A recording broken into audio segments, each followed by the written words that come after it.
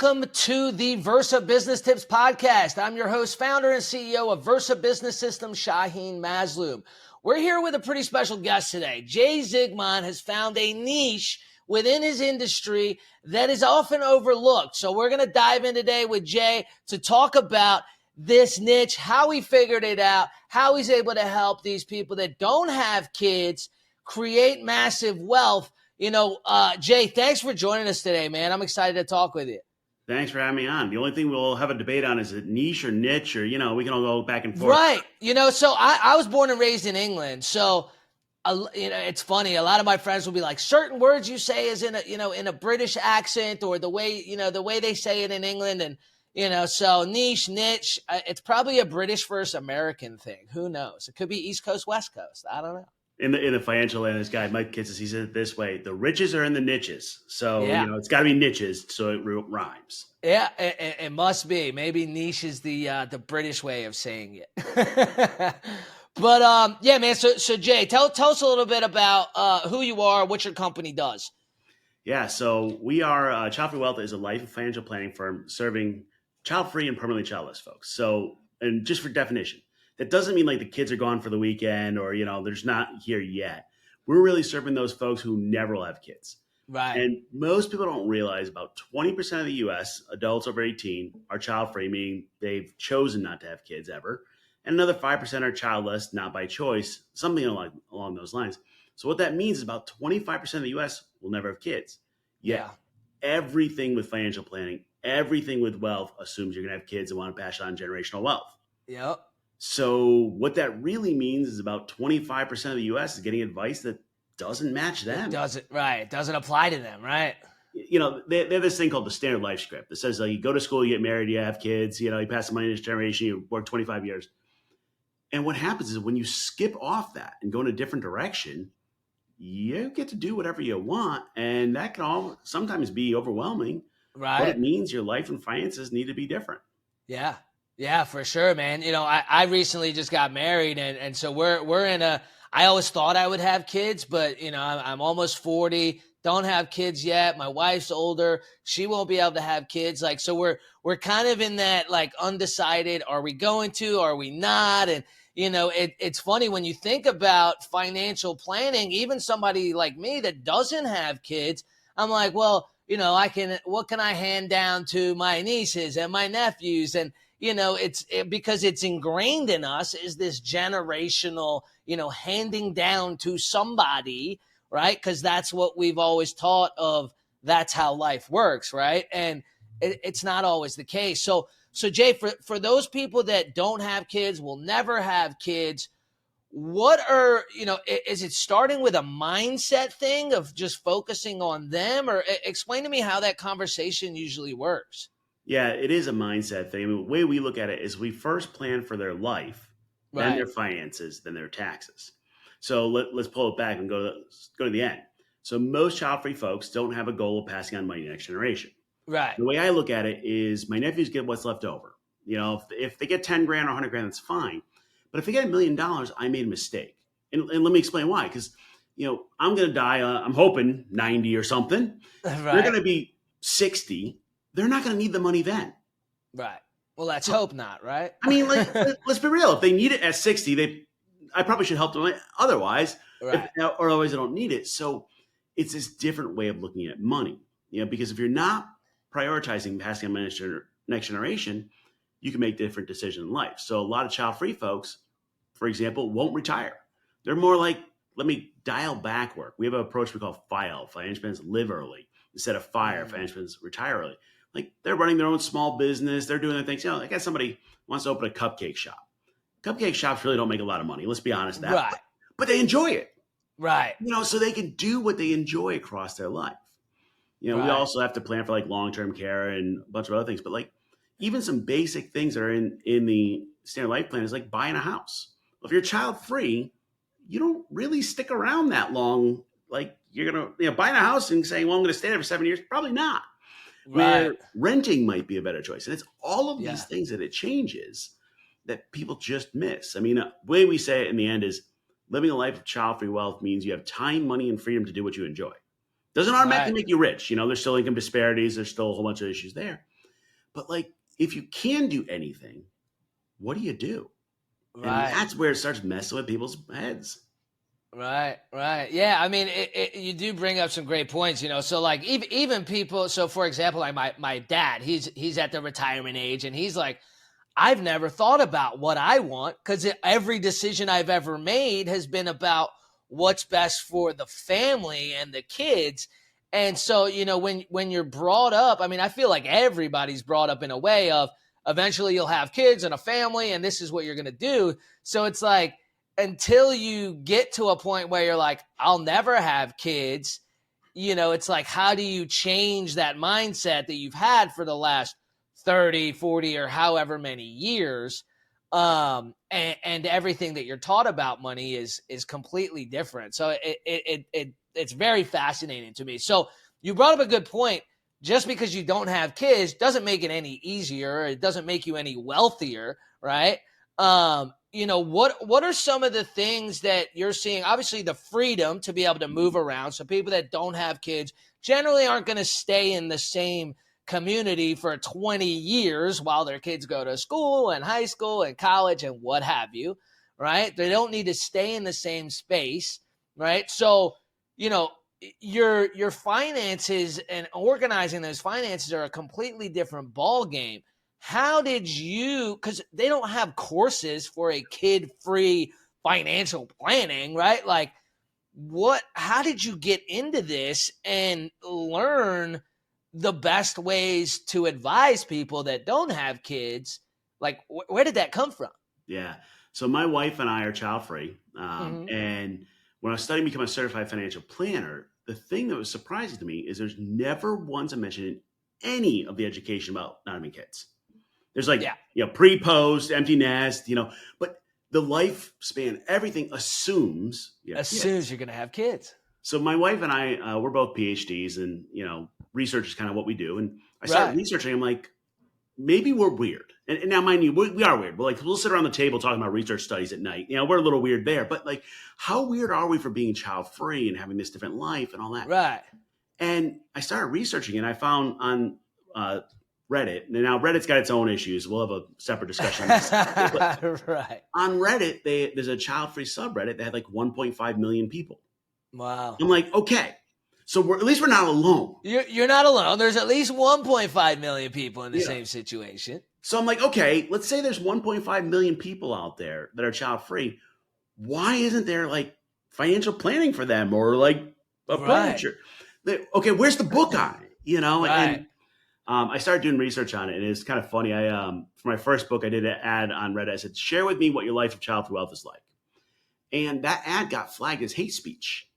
And I'm like, what? For what? And I read it like hate directed at me, hate directed at others. And I'm like, what are you talking about? All I asked is, what is your child-free life like? Right. And come to find out, let's be real, we're in a political environment, there's all this judgment that comes around being child-free. Dude, my wedding video got flagged for hate speech. Like, it's a video of my wedding. Yeah, like, well, I had actually asked a marketing expert. I'm like, what the heck's going on? And he's like, yeah, it's like the bald people that get upset because they can see a shampoo commercial. I'm like, okay, I don't know what shampoo is. Like, I get it. Like, but so I started researching this, and in finance, there's really not a lot of innovation. Let's be real. There's iteration, like small changes. Right. But there's not. But it's been fairly the same for generations. Right. 100 years. I mean, let's do it. And one of the things as a business owner, you look at it and go, okay, I'm finding an area that nobody has touched. Right. That could either be really good or really bad. Right. So you start thinking, well, maybe there's a reason why nobody does it this way or has focused. Trust me, I'm in the same boat, man. We do things completely different from any other company in our industry. So I get those thoughts. My staff now has a task. They're trying to figure out how crazy my ideas are. Because I keep coming up with random ones. Like, is it way off? Is it like, so I started looking at this child-free stuff, and I started writing about it and figuring it out and doing the research. And as far as I know, we're the first and only financial planning firm serving child-free folks. Second book's coming out at the end of the year, The Child-Free Guide to Life Money. So I'm literally writing this stuff that does not exist. Right. Creating a process that doesn't exist. And, we are SEC registered, and SEC comes through because you have all, we're an investment advisory firm. You have to get all the compliance stuff. Right. And they said to me, okay, on your website, you have the word unique. And SEC does not like words like unique or special or like you got to back it up. So I said, explain to me why your process is unique. So I said, okay, we're working with child-free folks. We have a different process. We have all this. At the end, they didn't question it.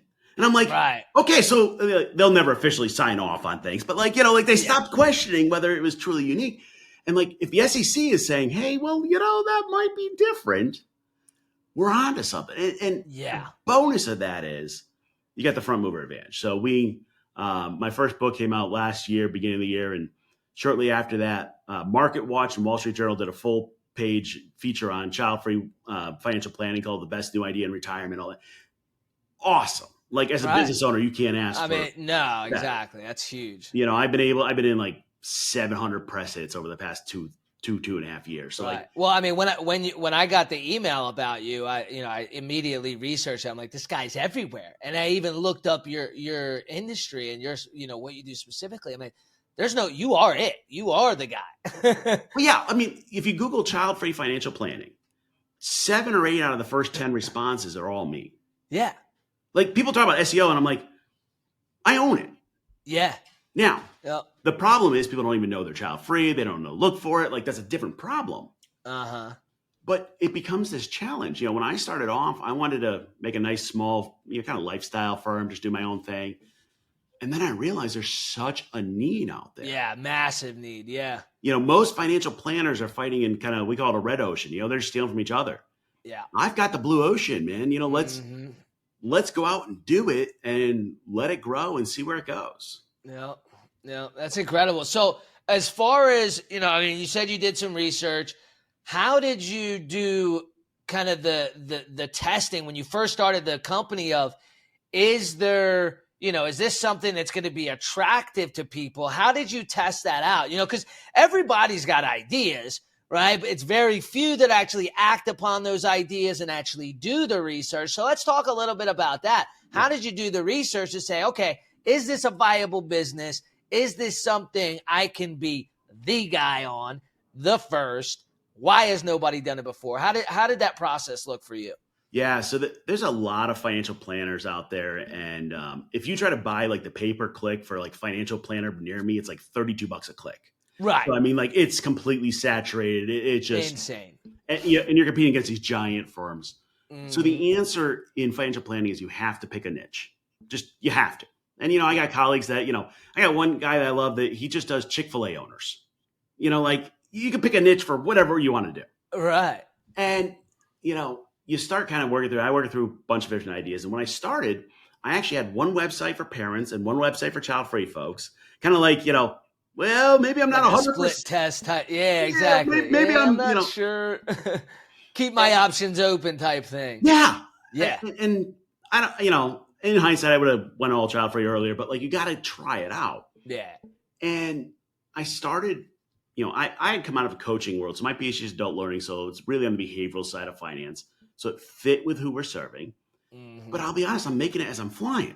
This is a process that we're on version, we started in 2021. We're probably in version 6 or 7 of the service. Right. And that's because there's nothing, there's nothing. Right. There is no blueprint. Right. Right. So we tried different pricing and different structures and all that. And what we came to was there's about 4.4 million child-free millionaires in the country. Wow. Now, I asked in one of my surveys. Is that the same? Now, is that the same percentage? You mentioned 25% of adults. Is that the same, whether it's millionaires? It's still about 25%. Close enough. If you actually look at net worth, there's really no difference between them. I gotcha. Not much, because child-free folks don't have a goal of a high net worth. So, so there's about 4.4 million child-free millionaires in the United States. And I had asked in my research study, I'm like, what's your experience working with planners? And they were like, oh, I went to a planner and they said, oh, you'll change your mind. Or oh, we're just going to plan like you have kids. Or, really like judgy stuff, like just, Yeah. so they turned them off. Right. So I'm like, okay, I got 4.4 million folks, millionaires, something like 70% of them use a financial planner at some point. So I got a whole bunch of people. I'm like, well, I know, you watch Shark Tank. Don't talk about the size of the market, whatever. But I'm like, listen, I'm the only one in the market. Right. And if I How can do you serve service that 1% of market? that group, Right. that's 44,000 clients. Right. That's crazy. And it would make us like one of the 15th largest RIAs in the country, like Right. huge. So we started working on this and working it through. And we've had good, bad, and ugly. I've gone through different models. We now have a model we're trying to build up and scale up and work through the thing. And what we're finding is we found that about a third of our intro meetings with clients, people would end up in tears. And I'm like, what the heck is going on? A third? Yep. Just, Wow. hi, get to know you meetings. Yeah. And I asked them, like, why? And they said this. They said it was the first time they felt heard and seen. Right. Can you get much more powerful than that? I mean, like, No.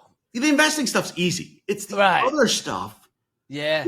Somebody gets me, somebody gets who I am, somebody gets my story, somebody is willing to put time and effort in. Right. But I mean, like you said, you thought, well, maybe I'm weird, right? Like you were thinking that there was a very small piece of people that will never have kids. And so everybody's probably thinking the same thing. And, 25, I mean, that's way more than I thought it was, honestly. Yeah. So in comparison, the numbers I use come out of a study out of Michigan, because that's the best study we have on child-free folks. Mm-hmm. That same study found about 8% of the population was LGBTQ+. Okay. So we're 3 times the size, but nobody would ever know. Right. And there's a lot of overlap, actually. About 50% of the LGBTQ+ community are child-free. So right. But nobody knows. In comparison, there's a group that just does money for military folks. Mm-hmm. And they have a conference for it. They had like 100 planners there. That's only about 7% of the population. Right. And there's 100 planners for them. Right. So you find this stuff. But the problem is I'm making it up as I go along. I'm like trying things. I'm like going, but the good thing is clients love it. I had somebody before she signed up as a client with me, she referred 3 people to me. That's power. If you're referring people that to me is so right. Referring people to you before it's like when Grant Cardone gets money from an event before he even tells you where it is, when it is. That's just incredible. Yeah, I mean, and that's the challenge. Now the challenge of the business owner is how big is this going to get? Where am I going to go? How am I going to scale it? I mean, like, right. It's almost like too much potential. Yeah, it's got to be overwhelming. The fact that there's realistically, you could have 100,000 clients. How do you service 100,000 clients? I mean, yeah. And the way I look at it, depending on the morning, this is the entrepreneur in me. You wake up in the morning and go, all right, I can't figure out how to serve 44,000. That's 1%. And then in the other mornings, I wake up and go, 1% is nothing. Right. Nothing. Right. Like, that's not even a rounding error. Like, yeah. So how do you figure out that balance? And we do a lot of press work. We do the book and different things. And we're doing a lot of things to get information out of the community. Yeah. But we're trying to serve this population that's being mistreated, underserved, other things, and providing a great service to do it. I mean, absolutely. That's where I want to be. I want to wake up each morning and go, hey, I'm helping people figure out their goals, figure out what they want 100%. to do, and feel heard and seen. And that's big. And make them feel good by, I tell people all the time, it's not always the product, right? People just want to feel that they were taken care of. They were provided the right information that's specific to them. Because everybody's different, even though it's 25% of the population are kid-free, like how they all feel about that is completely different. Like you said, there's a certain percentage that can have kids not by choice, right? There's another percentage that, don't want to have kids. It's just not in the cards for them, or they pass that time, or whatever it may be. So I guess my next question is what is we've kind of established there's not any real big advantages to not having kids versus having kids. You don't have to work any less but what are some of the different things when it comes to financial planning other than the freedom, obviously, what are the big differences with financial planning and maybe investing versus having kids and not having kids? Yeah, the way we look at it is we try to make your finances simple so your life can be amazing. Okay. So let's play this out. And this is where people start pushing back at me, and that's okay. Owning a rental, you're going to be a landlord, Yeah. does not make your finances more simple. Let's just be honest with that. Like, you got to work with that, you got all that. And I have yet to have any of my clients say it makes my life more amazing being a landlord because, like, it's not that fun. Okay. Let's be real. Right. No. So why do it?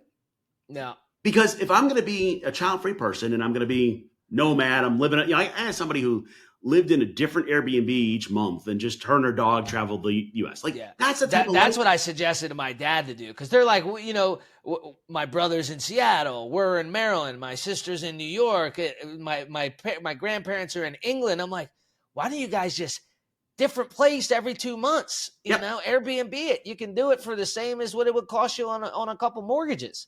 Right. And so now if you're going to live that life, I don't want to be worrying about the rental 1,200 miles away and the hot water heater. So like, we're really like investments, simple, long-term passive investments, set it and forget it, as little work as you can, because the way we look at it, you kind of think of it as a tug of war. Your brain has so much space between finances and amazing life. If you're worried about your finances, you can't live the amazing life. Right. How do we set it, automate it, structure it so that no big deal? But we also, for child-free folks, there's a point where you can earn too much money. So what happens is everybody's used to your net worth always going up and to the right. It's always going up. Yeah. Well, at some point in a child-free person's life, and I've found people in their 30s where this happens, every dollar you're earning is going to your estate, which is not a priority. So there's actually a point where you're better off investing in you, which could be in going back to school, could be travel, could be starting a business, could be making the best garden in the world. I don't care. Right. Could be just donating to charities that you care about. Whatever. Right? So we end up with our clients talking about impact a lot. You're not going to have a legacy as far as genetic, but we can have a different legacy. And I'm looking behind you. You got a sign that says, one day your life will flash before your eyes. Make sure it's worth watching. The question we're asking like that is to say, what's the second line of your obituary? Right. The first line is Jay died at whatever age, blah, blah, blah. Right. The second line is normally father of 3 and right. No. What's that second line say? Right. What do you want to be known for? Yeah. What's your tombstone say? No. And by the way, it doesn't mean you have to like be the best at, something or go up the career ladder or, what is it? Like you could be the, I guess somebody who 100% into gardening wants to be have the best garden in the world of like whatever. Awesome. Right. Do it. Right. And they're like, but can I? Well, I have the Child for Wealth podcast, and one of our top downloaded episodes is I'll make you quit your job. You're making a 6-figure salary, but you're hating the life. Yeah. Quit it. Go do something else. Go. A whole bunch of people like want to quit their jobs and become librarians. Do it. You get paid nothing, but if you enjoy it, do it. Invest in yourself. Invest in your happiness. Optimizing for joy rather than just optimizing for more dollars. Right. And by the way, so here's a problem. Financial planners are usually paid a percentage of your assets, like 1% of your assets. Right. So their built-in expectation is, so I saw a commercial, Fisher Investments. They said, if you do better, we do better.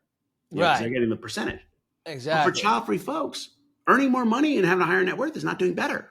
Right. So there's a built-in conflict of interest. Yeah. That's why we actually charge flat fee. We have ways around it. But like, you've got to make sure your goals are aligned. So we start with, what life do you want to live? Right. So what happens with parents is their plans, actually 2 parents' plans are pretty similar.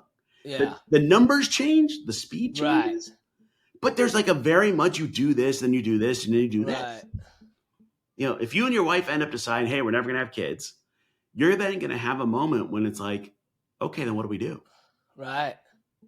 And that's where your brain just starts exploding because you're like, do I rise and grind and get a whole bunch of money for what reason? I want to boat and travel the world. Fine, but you can only get so big of a boat before it becomes a giant pain. Exactly. Like, what does that impact look like? Yeah. And I think if we all stopped and asked the question, we might make different choices. Yeah. Yeah, that's so true, man. So, we're talking about generally if you're going to have kids, you're going to buy properties, you're going to have, real estate is a big investment tool, right? A lot of people with kids do that.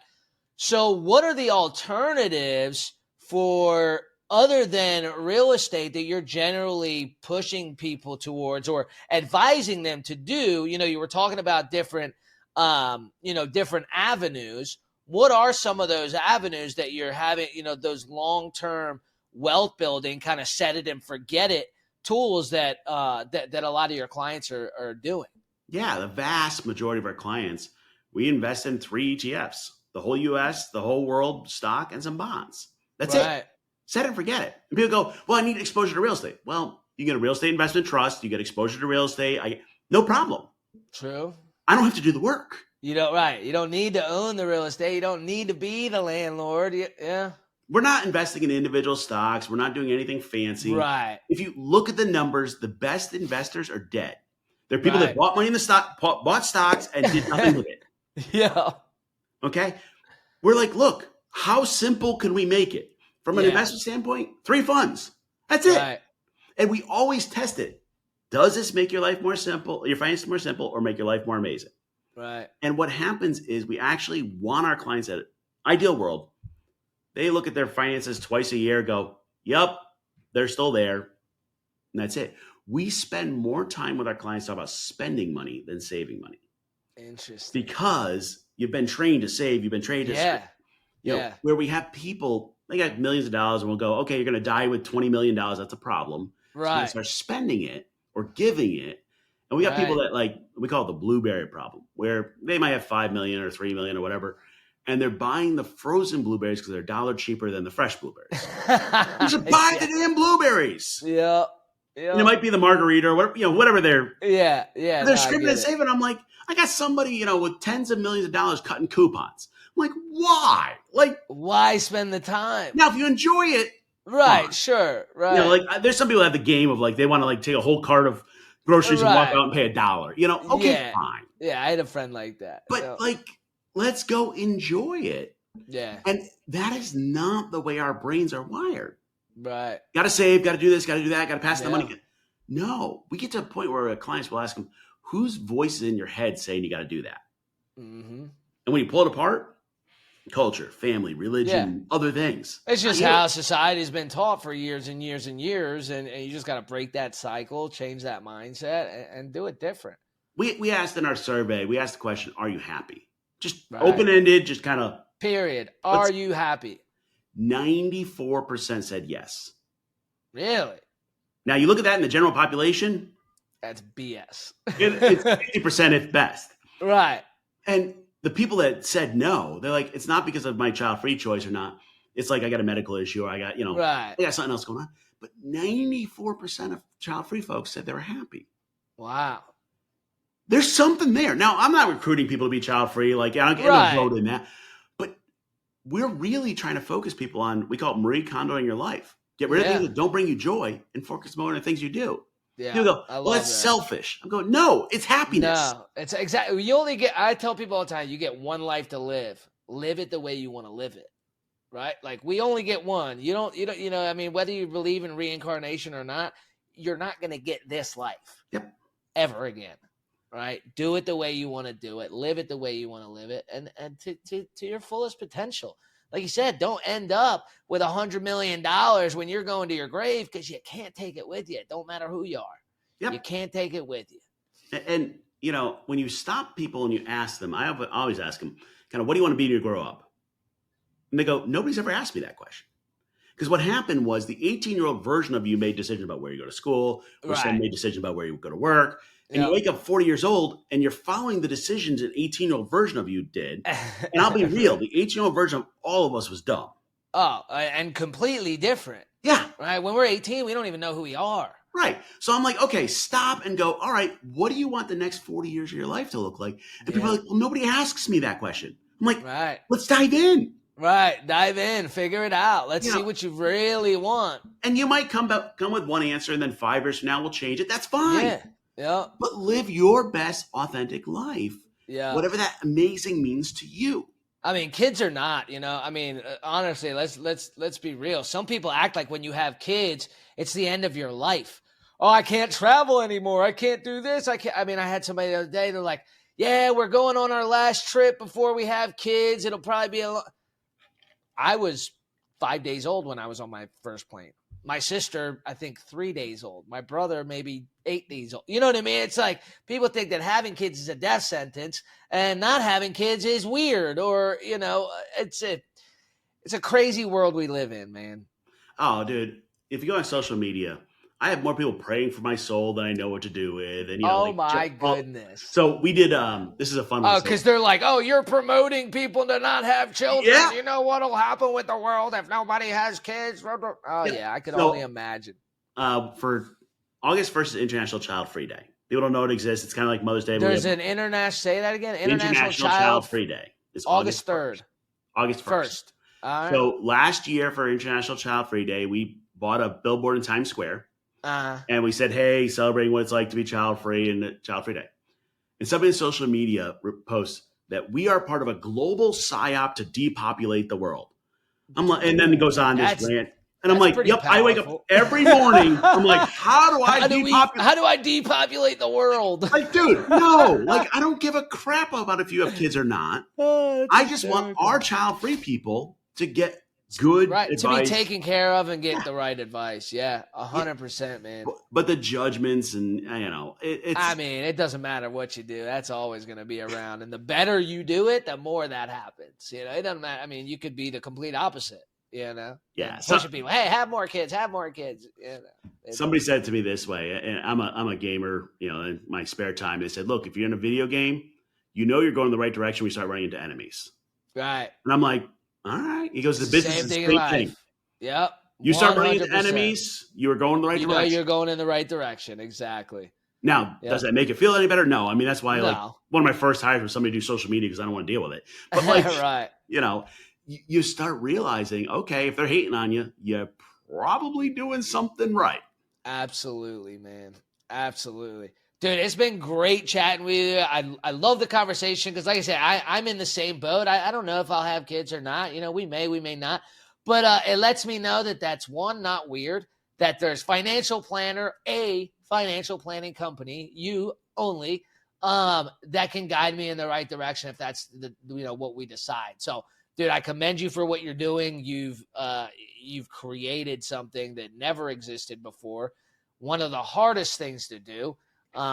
Starting a business, period, is extremely difficult. When there's never been a path before you to be able to do it successfully, that's even harder. So, man, congratulations on everything that you've built, all your success. And, dude, I'm excited to see where you're at in a couple of years or even, a few months from now, because I can only imagine how big this thing goes. And, dude, I'm excited for you, man. I appreciate it. Anyone that ever wakes up and you got an idea as an entrepreneur and you're like, is it crazy? If it's crazy enough, it just might work. Like, that's kind of like. Absolutely, man. So all the people out there that don't have kids, won't have kids, what's the best place to start to reach out to you? So, to start and just have a conversation and see where it goes. Yeah. So childfreewealth.com. We got the Child Free Wealth podcast on the social medias. And then the new book coming out this year is The Child Free Guide to Life and Money, out for pre-sale now. Awesome, man. Awesome. So I'm assuming all those books can be bought on Amazon? Or at your local bookstore. Come on, we don't have to give Amazon all the money. Love it. I'm not in the bookstores yet, just on Amazon, but, one day. Absolutely, man. Absolutely. All the best. Have a great day. And, dude, we'll have to have you on here soon and see how things have progressed. And hey, maybe even do a live consultation with me and my wife. I'm game for it as long as she is. Absolutely. She's game for anything. She's awesome. Have a good one, brother. We'll talk soon. You too.